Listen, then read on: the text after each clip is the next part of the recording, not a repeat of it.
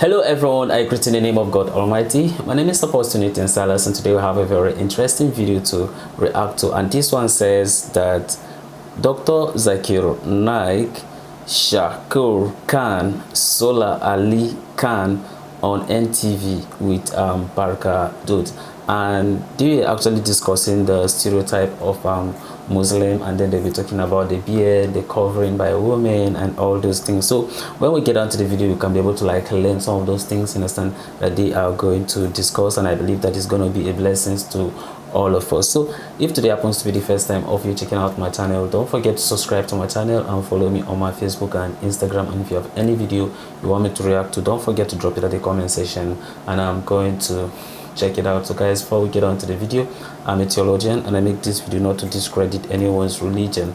This is basically for educational purposes, and I believe that at the end of this video we all are going to learn from this. So let's get on to this video and check this out.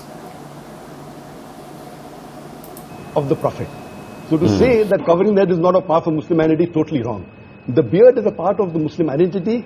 Wearing the cap, or at least covering the head, whether with a scarf or with a gatra like the Arabs do. But sir, what about what Shahruh said? And I know a lot of my friends say this, that and all of us, no matter what faith we come in, we interpret our faith differently. We take away some things, we don't do some things. Does that make us any less of Hindus, Muslims, Christians? No, as I said, that Muslim is a person who submits will to God.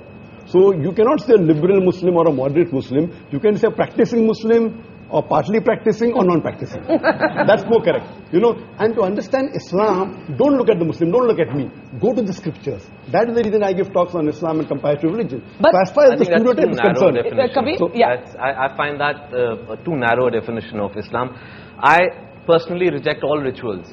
But Islam is part of my culture and my ethos. I'm as proud a Muslim as anybody else on this podium. But I don't have to wear it on my sleeve, and I think that's too narrow a definition of Islam. I'd like to make a point. Yeah. They talked about people being stereotyped because of the beard and the cap and the hijab. Then we should say that all Sikhs are stereotyped. Anyone who wears a turban and wears a beard. It's not the same, but what has happened, I'll tell you, in fact, India has become, in a strange sense, more liberal, because when Yusuf Khan entered the film industry and adopted the name of Dilip Kumar, that was a time when the whole of India was pretty prejudiced against Muslims, let me tell you. And Meena Kumari, who was she? She was also a Muslim. Why were all the names? Shahruh is an amazing example of a Muslim who is now the Badshah of Bollywood with a Muslim name. He didn't have to change his name. So something has happened. Would you have ever changed your name? To Akshay Kumar, yes. I would never change my name. Now the reverse is happening, Barha. I know of boys who come from small towns, want to become actors. They change the name to Khan because they think that's the badge of honor. That's the way to go. That's the barometer of success. No, it's Khan or Kapoor. Sorry, Najib? But Dilip Kumar has now become Allah Rakha Rahman. Yeah. So that's the change. But now he's no longer a star. Yeah, Shahruh, you want to make a point, and then Soha and Madani. Yeah, I just want to say one thing. That, you know, I just want to know very clearly, and I'm a Muslim, and I want to know: is it more important for me to look Muslim and see Muslim, or to feel Muslim? I fully respect the scriptures. I fully respect all the hadiths. I have read the Quran in my own way, in Arabic and in English. But I think its time has come, and this genuinely is an appeal, that it is more important to feel Muslim, to feel Hindu, than to look it. And if you do, if you do, it's absolutely cool. And if you don't, it's absolutely cool. Doctor, I quick response to that, and I got two guests waiting to speak. The best is to practice Muslim, number one. Yes.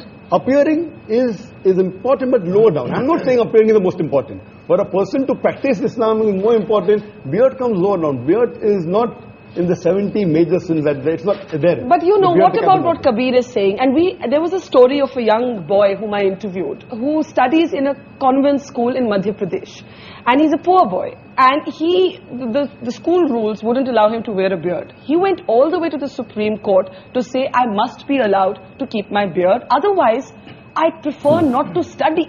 And he actually dropped out of school for a while because of that. The Supreme Court eventually ruled in his favor. And that is my next question, and I want to take that to Madani Saab. Madani Saab, you're a very interesting character for me, because at one level, you have organized, as Alex said, all of these fatwas against terrorism and all of that.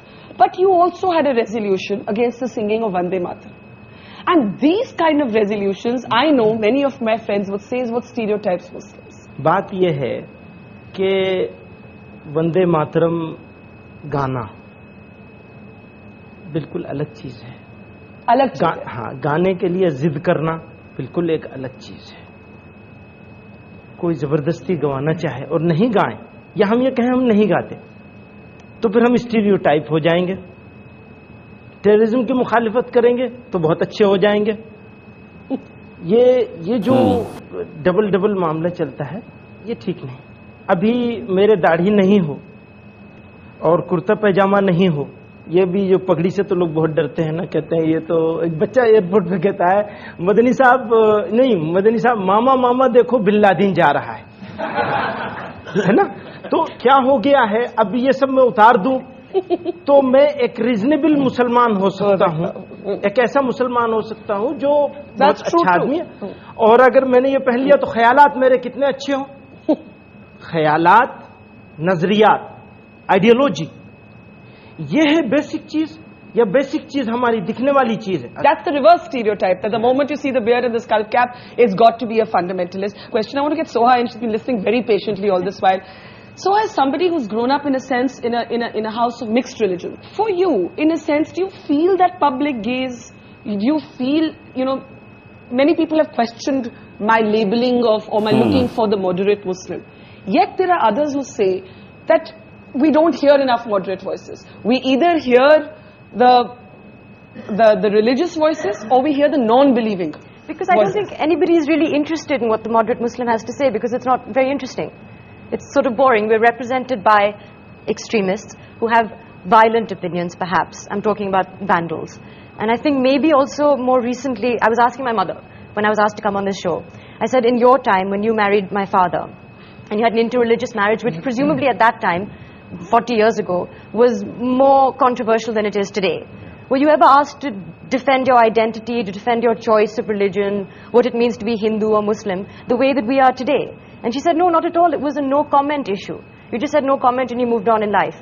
Over the past, maybe ever since I've been in cinema, certainly, it's an issue.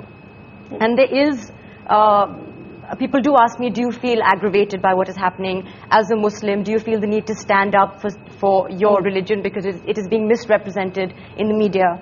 And I think for me, religion is a very private matter. It's between my maker and me. And it's not something that I would want to discuss in any public forum, even this one. We should be talking about an Indian identity as opposed to a Muslim identity, I think. Okay, I'm going to take that as my cue to take a break. But is it, as I said to Alec earlier, is it that simple? Is there also a sort of denial within the community? Is the secular debate caught up in a certain amount of dishonesty? And there's also the reverse. That's a very interesting video, actually listening to these great men, of course, sharing their experience about what it means to be a Muslim or what it means to be a believer. Of course, one thing I like about Dr. Zakir Naik, which says that, of course, even though Khan was an opinion that, of course, that it's good that you should be able to appear Muslim, feel Muslim, and all those things. But then Zakir Naik says that it would be good for you to be a practicing Muslim. When you're a practicing Muslim, you can be able to do what God said you should do, and not necessarily about trying to maybe modernize some certain things or try to socialize some certain things in order to fit into society. You need not to fit into society, and that's why it's being believed that as a believer, what that you are supposed to do is what you do according to God's wills. It's not about your own wills, but God's wills. And that's why they says that what you should do, so that when people see you, when people see you, then they can be able to glorify your maker. I know that religion may be private, but the question is, when they see you, what comes to their mind? For instance, like you that is watching me like right now, when you see me, what comes to your mind? When you yourself, in a sense, when people see you that is listening to you, what comes to your mind?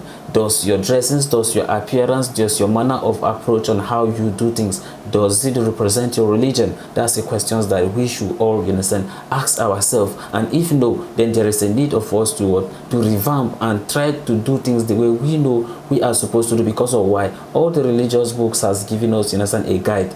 And for the Muslim is the Quran, to Christians is the Bible.